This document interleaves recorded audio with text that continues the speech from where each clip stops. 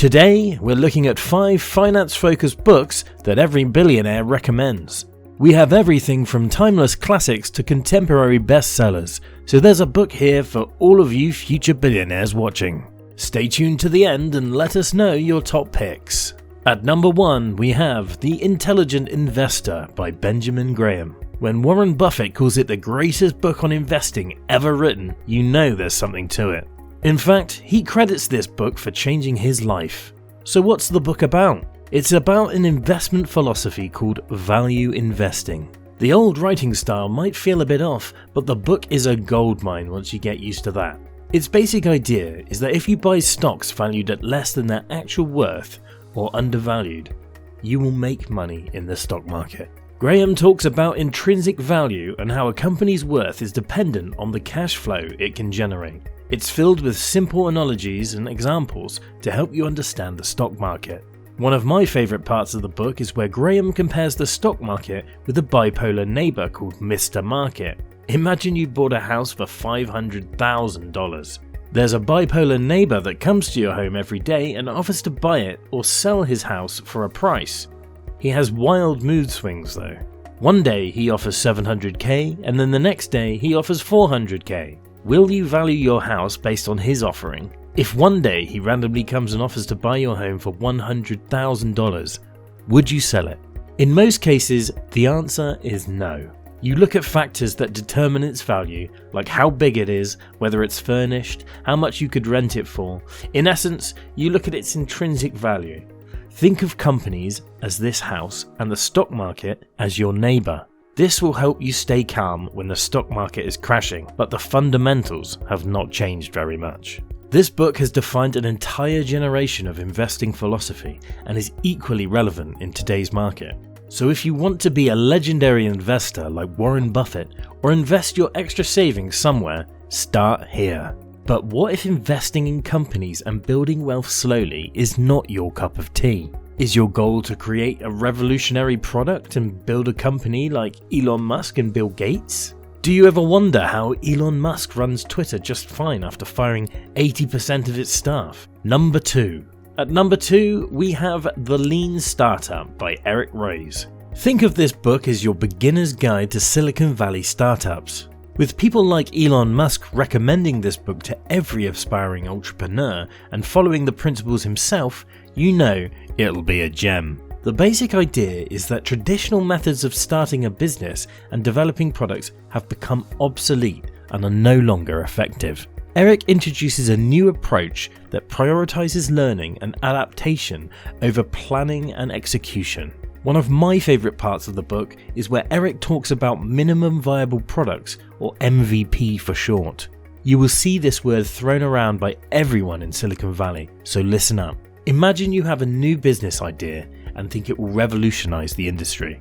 The traditional approach might be to spend months or even years developing a detailed business plan, investing a lot of time and money into building a product, and then launching it on the market, hoping it will sell. But the sad truth is that 75% of all startups fail within the first year. So Eric proposes a solution. Instead of following the traditional route, build a minimum version of your product ready for customers. From there, you decide whether it's viable, and if it is, how can you improve on it? Sounds familiar? It is. It has become the most popular way of starting out in Silicon Valley. The book has many other ideas that just make sense, so be sure to read it if you want to run a high-flying startup. Whether you want to run a startup, become a Fortune 500 CEO, or just learn about investing your money, this next book is a must-read for anyone who wants to understand finance. Number 3. At number 3, we have got Rich Dad, Poor Dad by Robert Kiyosaki. Like many people, this was the first book I read on personal finance. Trust me, it will change how you think about money. In this book, Robert Kiyosaki talks about his 2 dads. His real dad is a highly educated PhD holder but often struggles financially, and his other dad is not educated in the traditional sense but has found a way to create wealth by investing in assets like stocks and real estate. Kiyosaki calls this being financially intelligent, and you don't need traditional education to be financially smart. It could instead hinder financial intelligence in many cases. Semantics aside, one of the most beautiful concepts this book has taught me is the difference between assets and liabilities. According to the book, an asset is anything that puts money into your pocket, while a liability is anything that takes money out of your pocket. In the traditional sense, a car might be considered an asset, but vehicles require maintenance, fuel, and a lot of overheads. Depreciation hits it hard in most cases too. Ultimately, it drains money out of your pocket and is a liability. But instead of a car, buying a retail property will give you passive income in the form of rent and put money into your pocket. The key message of Rich Dad Poor Dad is that building wealth requires acquiring assets that generate income rather than liabilities that drain it. Kiyosaki argues that accumulating savings and living frugally is not enough to achieve financial freedom.